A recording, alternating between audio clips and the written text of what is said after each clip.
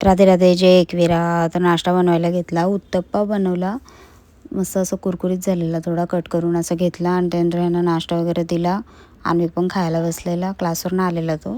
त्यानंतर असंच मी जरा साफ करायला घेतला, कधी कधी असं चिकट होतात ना, त्याच्यामुळे जरा. आणि आता उन्हाळ्याच्या धुरला पण येतो भरपूर, तसा थोडा मध्ये मध्ये पुसून घेते. वरच्याच पुसून घेतलेल्या मागेच मी, आता जरा खाली आहे पुसाचं राहिलेलं. त्यानंतर बरण्या रिटर्न अशा लावून घेतल्या सगळा सुकल्यानंतर.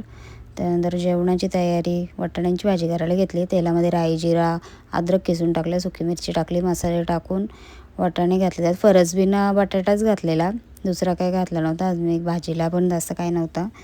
आणि गरम पाणी टाकून भाजी ठेवली शिजत. त्याच्यानंतर भेलपिड्डा होता, मोड आलेले भरपूर, तर मग ह्याला बरं आता सुके करते असे पिवळे.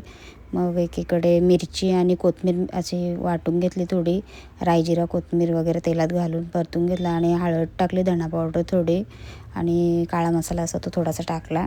कारण मी कांदा वगैरे टाकत नाही ना कधी कधी भाजीमध्ये, मी तो काळा मसाला टाकते आणि त्यात जरा टेस्ट पण मस्त येते. ती स्लोवर ठेवली शिजत. नंतर वरण करायला घेतला, वरणाला पण फोडणी द्यायला घेतली. त्यात पण राई जिरा वगैरे, अद्रक थोडंसं किसून, मिरची वगैरे, टॅमॅटो घातला, कोकम पण घातलेला. आणि नंतर डाळ शिजून घेतलेली ती घातली फोडणीला. आणि इकडे वाटाण्याच्या भाजीत खोबरा आणि गूळ घातला, इथे पण खोबरा घालून घेतला आहे भाजीत थोडासा.